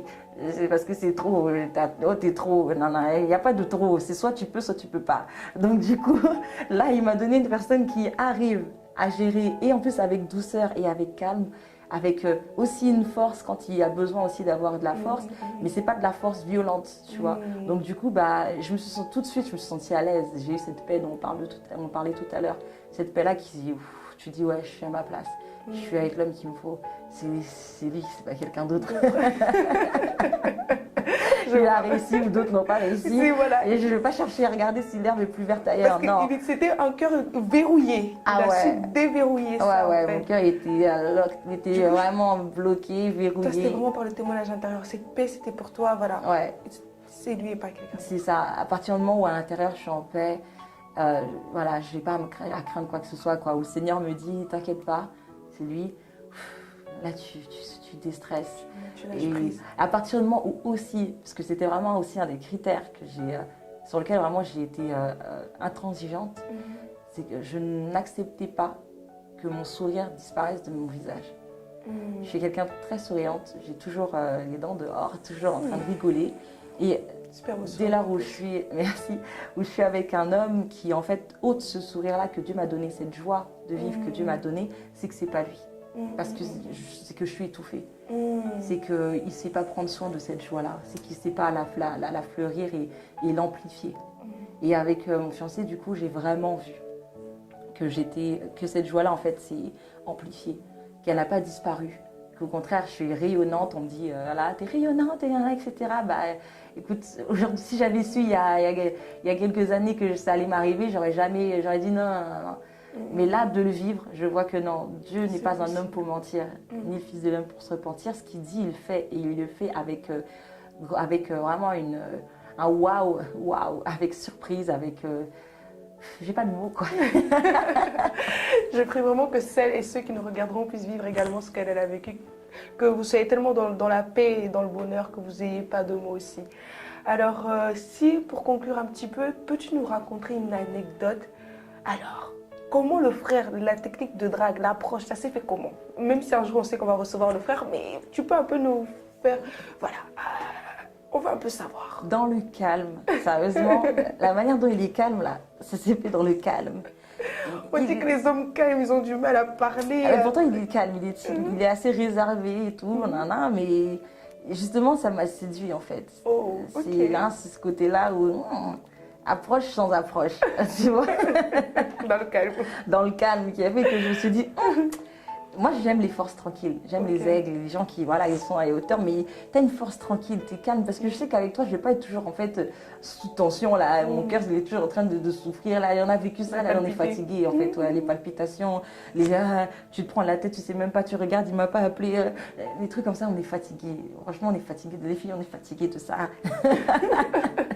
Chercher des hommes calmes, des forces tranquilles, des hommes qui savent en fait apporter une atmosphère de calme et de douceur, mais en même temps aussi c'est des hommes, tu as la virilité, tu as le truc, et du coup c'est ce que justement j'ai aimé en fait, il est arrivé avec cette approche-là, et bon, pour faire une petite révélation, de base, c'était mon mentor. Wow. Donc je le voyais vraiment comme mon mentor justement dans le coaching. Il m'a beaucoup accompagné, beaucoup aidé, beaucoup soutenu dans la prière, dans les conseils, voilà, tel livre, il faut le lire, ceci, cela, etc. Et du coup, de là, on va dire, on savait déjà un peu dès le début aussi qu'on se plaisait, on va pas se mentir. On s'était déjà parlé, on avait déjà, voilà, dit ce qu'on pensait, ce qu'on avait sur le cœur et tout. Mais du coup, le fait, en fait, de se sentir justement... encadré par une personne, de sentir que ses bras t'enveloppent, et qu'il ne te lâche pas et qu'il n'est pas en train de te serrer, mais il t'enveloppe, si, voilà, tu te dis ouais, non, l'approche, elle est... Accepter les mentors. Peut-être qu'il y a vos hommes ou de vos vies dedans. Non, aussi tu dis ça là, elles vont toutes chercher des mentors, pardon. Les mentors en question, généralement même, ils ont déjà des femmes en plus, donc, ou bien des fiancés, ou bien des fréquentations. Mais voilà, chercher un homme en fait qui va pouvoir, quand on parle de mentor, oui, qui sera en fait spirituellement élevé à un niveau en fait où vous vous sentirez encadré. On ne demande pas à ce qu'il soit plus grand que vous spirituellement, plus mature, etc., qui fasse plus de miracles ou quoi que ce soit, non. Mais qu'il ait une position en fait spirituelle que lorsque vous êtes là en fait en train de partager la parole de Dieu, de converser, etc., vous sentez qu'il n'est pas là, quoi. Il n'est pas à un niveau... Il peut être un enseignant. Voilà, il vous enseigne, il vous apporte quelque chose de plus en fait. Parce que sinon, et vous n'avez pas cette impression-là que... Ah, c'est comme si, bon... C'est aussi le problème de la femme, c'est que les femmes, on a aussi tendance, en fait, quand on voit un homme qui est un peu à un niveau, peu importe, hein, de vie ou autre chose, pas le même que le nôtre, donc inférieur à nous, les femmes ont tendance, en fait, à dénigrer, en fait, cet homme. Et du coup, ça fait fuir. Si c'est pas une femme sage qui sait que non, cet homme-là, il a un niveau comme ça, je sais que je pourrais le Seigneur va l'amener, en fait, plus loin, parce que j'ai vu ce qui sera demain. Donc du coup, je ne minimise pas ce que je vois aujourd'hui. Et au contraire, je l'aide à maximiser la chose. Mais il y a des femmes qui n'ont pas cette capacité-là, qui n'arrivent pas à être aussi sages et qui du coup sont plutôt dans les insensés, qui vont en fait mépriser et dire des paroles méchantes, etc. ou montrer qu'elles sont au-dessus. Et du coup, l'homme, du coup, il fuit. Alors que c'était peut-être des gens qui devaient se mettre ensemble et puis vraiment cheminer ensemble. Donc pour ma part, en tout cas, on a évolué et tout à un stade où voilà... On était vraiment bien côte à côte et après, au fur et à mesure, il est monté. Mais moi, je ne méprise jamais en fait l'effet de commencement d'une personne et encore moins celui de mon chéri. Donc du coup, j'ai pas cette tendance-là, voilà, j'ai pas eu cette tendance à me dire que non, spirituellement, il n'est pas ici. Et puis de toute façon, de te dire aussi, pour te dire honnêtement, quand j'ai vécu cette relation avec l'homme de Dieu qui m'a totalement, qui m'avait cassée, je me suis dit non, en fait, ça veut rien dire le niveau spirituel. Tu peux avoir un niveau genre et tout là, mais tu as des lacunes en fait, qui te poussent à faire du mal et à faire du tort à une personne en fait. Il y a des femmes, elles prient, elles tout, des babas, tout ce que tu veux. Elles sont à Waka, tu les vois à un niveau, une dimension, elles prêchent et tout, mais quand elles descendent de la chair, c'est des vipères. C'est des insensés, c'est des... Voilà quoi. Et tu te dis, mais quel homme veut épouser ça? Ou bien l'homme qui a cette femme-là, chaud quoi. Donc vraiment, le niveau spirituel, ça veut... la personne peut être là-haut, quoi. Sur le caractère de la personne. Il faut regarder, c'est le tout en fait. Il faut tout observer. Mais moi je dirais plutôt le cœur. C'est le cœur en fait qu'il faut regarder. Il faut vraiment regarder déjà ce que Dieu dit. Et comme Dieu sonde les cœurs, le Seigneur montre-moi son cœur. Parce que c'est de l'abondance du cœur que la bouche parle, que l'être humain est. Donc si le cœur de cette personne-là est brisé, est tortueux, est égoïste, et ceci, cela, même si elle prêche la repentance, l'amour, tout ce que tu veux, voilà, moi, l'homme de Dieu là en question, il prêchait contre l'impudicité. Il ne faut pas être impudique, il ne faut pas être si. Mais il est champion. Donc, champion dans sa catégorie. Donc, du coup, ça veut rien. Voilà, ça veut rien dire. Donc, il faut vraiment se fier à Dieu, en fait. Il faut vraiment se fier à Dieu et regarder, Seigneur, en fait, écoute, moi, je ne sens pas le cœur de la personne, je ne sais pas. Donc, dis-moi. Moi, c'est ce que j'ai fait. Je l'ai passé au scanner. Et comme j'avais dit, trop c'est trop, je ne peux plus en fait souffrir et galérer. Bon, je passais déjà au scanner, mais le scanner n'était pas total, hein. J'attendais pas, des fois je me lançais avant que le Seigneur me dise go. Mais là vraiment, j'ai passé au scanner, au peigne fin, tout ce que tu veux pour vraiment être sûre. Et parce qu'on ne joue pas, j'ai pas envie de vivre un mariage où je vais souffrir, j'ai pas envie de vivre un divorce, j'ai pas envie de vivre, de faire vivre mes enfants dans un foyer où les parents ne s'aiment plus, ils restent juste pour les enfants.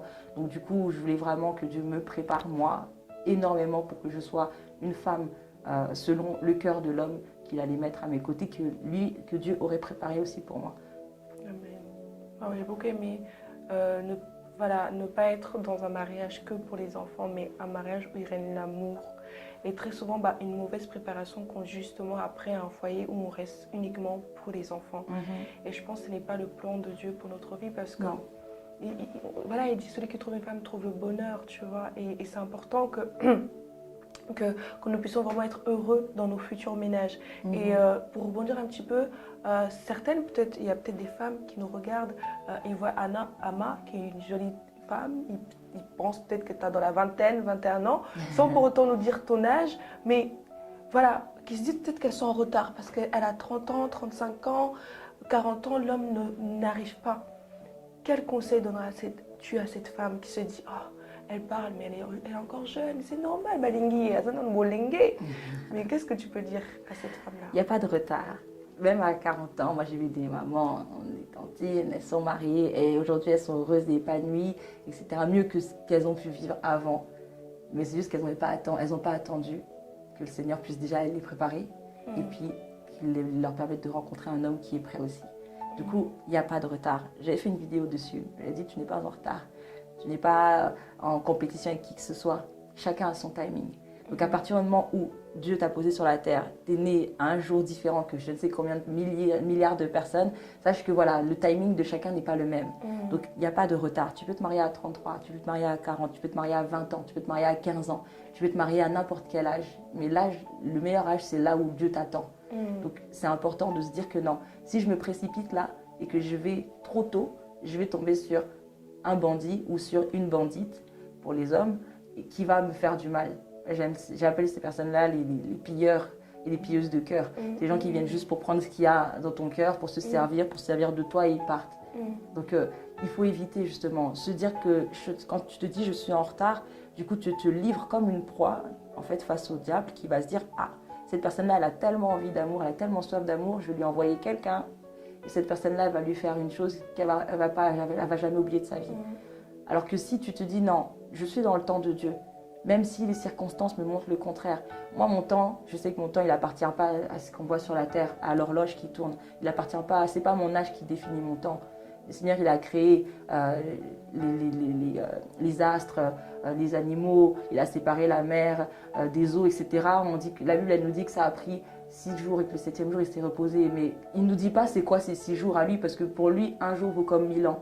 1000 ans comme un jour. Donc, qui te dit que là les 30 années que tu fais sur la terre, pour lui, le Seigneur, t'es arrivé à la fin de ta vie. Non, t'es pas arrivé à la fin, t'es même pas au bout. Ça se trouve, tu dois vivre jusqu'à 110 ans et avec vraiment la fraîcheur et tout. Mais il veut que non, tu prennes tant de temps de ta vie à pouvoir te bâtir, à pouvoir à investir sur toi, investir en toi, à connaître tes dons, tes talents, à savoir qui tu es devant le Seigneur, à connaître ta mission, à faire de bonnes œuvres aussi autour de toi. Tu peux avoir une association, tu peux être dans d'autres associations si tu ne veux pas en avoir une. Mais en tout cas, voilà, le temps que tu es sur la terre en tant que célibataire, le Seigneur nous permet de prendre ce temps-là pour le maximiser, pour qu'on puisse en fait grandir seul déjà, se bâtir, faire de bonnes choses autour de nous et tout. Et ensuite, quand on arrive à un âge de maturation, et ben là, tu es comme le bon vin, il faut le tirer. Donc là, il y a un homme qui va arriver, forcément, cet homme-là saura en fait maintenant valoriser aussi cette femme que tu es. Parce que des fois aussi, on se jette aussi un peu la pierre, on se précipite, mais aucun but dans la vie, les études, voilà, c'est passé. Après, on ne dit pas que tout le monde doit aller à l'école. Hein, mais au moins un minimum et tout, etc. Après, voilà, si des fois, peut-être que tu es plus entrepreneur que étudiante, bah, y a des personnes qui, à 16 ans, elles ont déjà des business et ça marche très bien, mais il faut le faire. Il faut si pas attendre. Bien, il faut un peu se dissocier du mariage, que la femme, ça ne doit pas être quelque chose... C'est pas un objectif. Ouais, voilà, ça doit pas être... C'est pas une course. Parce que des fois, nous, par moments, on le vit bien, notre célibat, personnellement, mais c'est l'entourage aussi, cette pression de l'entourage. Par moments, en tant que femme, tu te maries quand, des fois, tu te dis, mais je suis encore jeune, j'ai des ambitions, etc. Mais j'ai vraiment l'impression que le mariage, en fait, est... je sais pas, hein, mais c'est le ressentiment que j'ai, que quand si t'es pas mariée, on dirait, bah, tu vaux rien. Enfin, je sais pas. On dirait que t'es une vieille femme, quoi. Voilà. Alors que non, c'est culturel, en fait. On a tendance à apprendre, en fait, déjà dès le bas âge aux jeunes filles et tout, que voilà, il faut que tu te maries. Les âges qu'on donne à peu près, c'est 25 ans par là, 23 ans, comme ça, au boti-boti. Tu as des enfants déjà tôt, etc. Et puis après, au moins, tu les as fait, c'est bon. Tu commences après ta vie, vers 40 ans, tu es tranquille.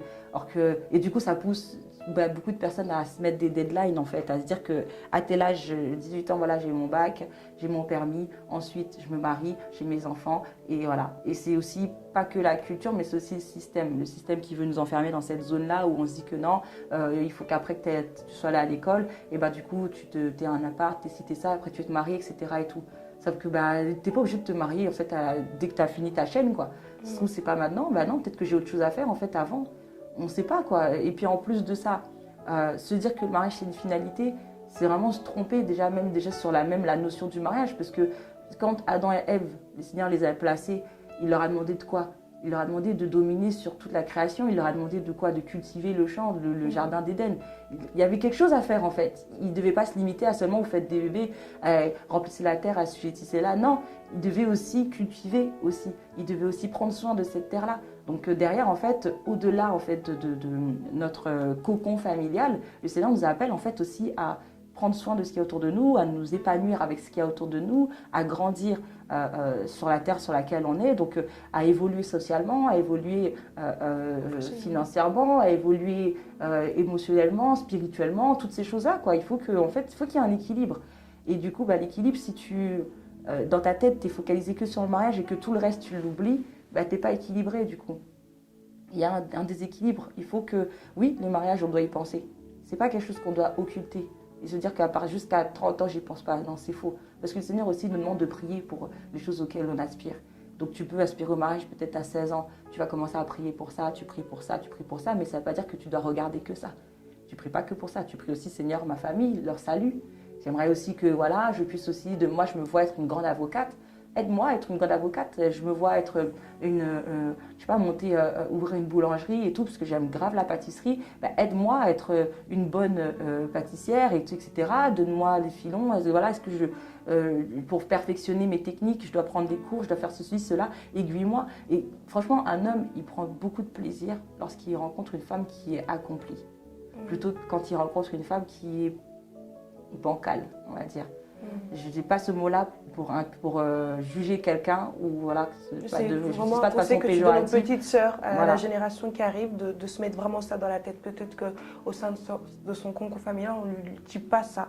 On lui fait comprendre que tu dois aller dans le mariage de manière assez précoce, alors que toi, avec ta vision, ton expérience de vie, tu te rends compte que les hommes recherchent aussi quelque part une femme accomplie, une femme, c'est-à-dire une femme aussi cultivée, une femme intelligente qui saura aussi par après donner un savoir, donner une bonne éducation à ces enfants-là. Parce que la femme sage, c'est celle qui bâtit. Et la sagesse ne s'acquiert pas en 2 ans, en 3 ans. C'est le chemin de toute une vie, en fait. C'est ça. Et effectivement, c'est le chemin de toute une vie. Et bien sûr, c'est celle qui bâtit.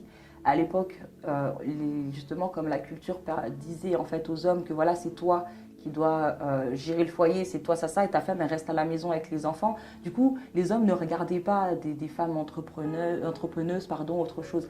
Ils regardaient juste une femme qui serait capable de pouvoir faire grandir son foyer. Donc, et la plupart du temps, on regarde même nos grands-mères ou bien certaines de nos mamans n'ont pas travaillé pendant une longue période de leur vie ou peut-être des fois même jamais travaillé. Ou celles qui ont travaillé, c'était parce que finalement, après, économiquement dans le pays, c'est compliqué, il faut pouvoir subvenir également aux besoins. Mais aujourd'hui, les hommes, ils ne regardent pas que ça. Oui, tu dois être capable de pouvoir m'aider à former un foyer stable, etc. et tout avec les enfants, mais ils aiment aussi voir des femmes courageuses, des femmes qui travaillent, des femmes qui réfléchissent, des femmes qui sont intelligentes, des femmes qui aiment se développer, qui au fur et à mesure de la relation, du mariage, évoluent.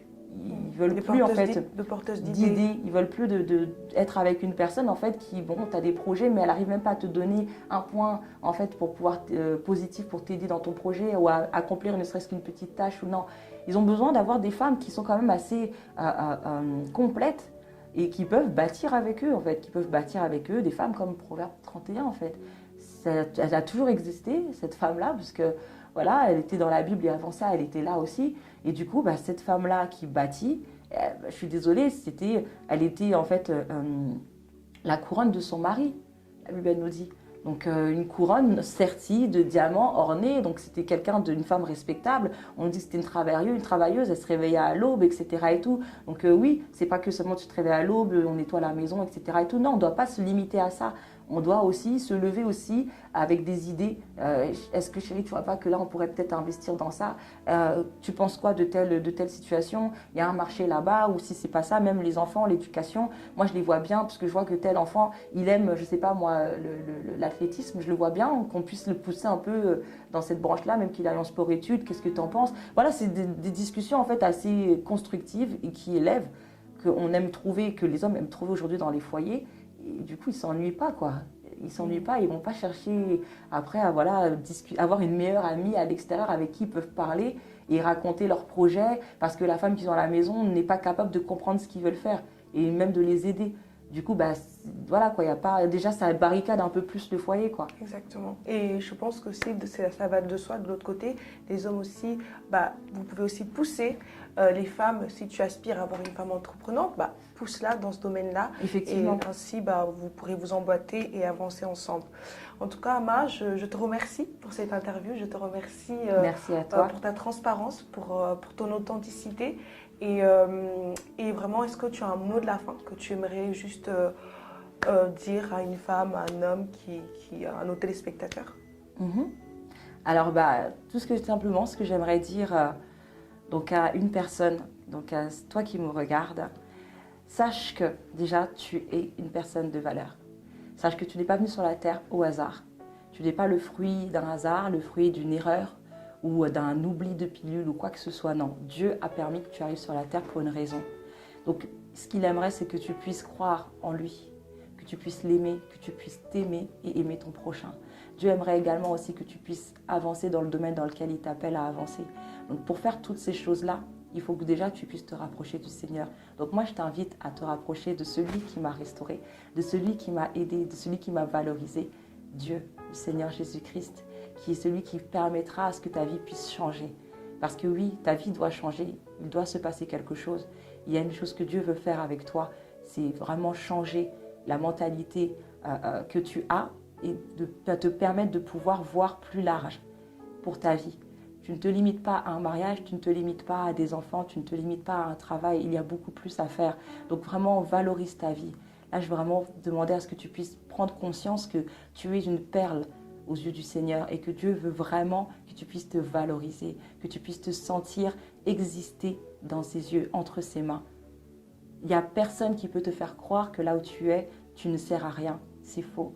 Tu as de l'importance aux yeux du Seigneur et de la valeur. Maintenant, à toi, il n'y a que toi qui es capable de décider aujourd'hui de te lever et de te dire oui, j'ai de la valeur, oui, Dieu m'aime, j'aime mon Dieu et je vais faire en sorte de pouvoir agir comme il me le demande et de pouvoir développer ce qui est en moi, de pouvoir aspirer aux choses d'en haut et Dieu se chargera de me donner les choses d'en bas. Donc vraiment, n'aie pas peur, n'aie crainte de rien. Le Seigneur a toujours une fin positive pour quiconque. Aujourd'hui, peut-être que tu attends le mariage, sache que Dieu te permettra de te marier. Peut-être que tu attends d'exceller dans les études, Dieu te permettra également de le faire si c'est dans sa volonté. Et en ce qui concerne, donc du coup, là, les relations et le mariage, ce que j'aimerais te dire, c'est n'aie pas peur. Le Seigneur a prévu quelqu'un de bon pour toi, mais d'abord, il faut que tu travailles sur toi, que tu pries pour la personne aussi que Dieu a prévu pour toi, pour qu'elle puisse aussi être travaillée. Et t'inquiète pas, Dieu est au contrôle, il gère tout. Merci. Merci à vous d'avoir suivi ce témoignage. Merci à tous les téléspectateurs, les internautes. Je vous remercie. Donc voilà, je vais laisser les coordonnées de l'association. Donc si vous voulez nous contacter, vous pouvez nous contacter sur contact.femmed'impact@gmail.com. Nous sommes également sur Instagram. Si toi aussi tu veux nous faire part de ton témoignage, vous êtes le bienvenu pour nous faire partager votre expérience de vie. Et donc voilà, si vous voulez également échanger avec Ama Soukana, je lui laisserai donner ses coordonnées afin que vous puissiez être peut-être suivi ou coaché par elle. Alors, vous pouvez me contacter sur Instagram. Mon nom, c'est Ama avec le tiret du bas, donc Sukama, S-U-K-A-M-A, et vous me trouverez facilement. Vous pourrez m'envoyer un inbox. Vous pouvez me trouver également sur Twitter, toujours avec le même nom, Ama Sukama, sur TikTok aussi, Ama Sukama, et sur Facebook, Ama SKM. Et du coup, je serai ravie de pouvoir parler avec vous, échanger avec vous. Et si Dieu permet que je puisse vous aider, je vous aiderai par sa grâce. Merci Ama. Merci à très bientôt. À bientôt, au revoir.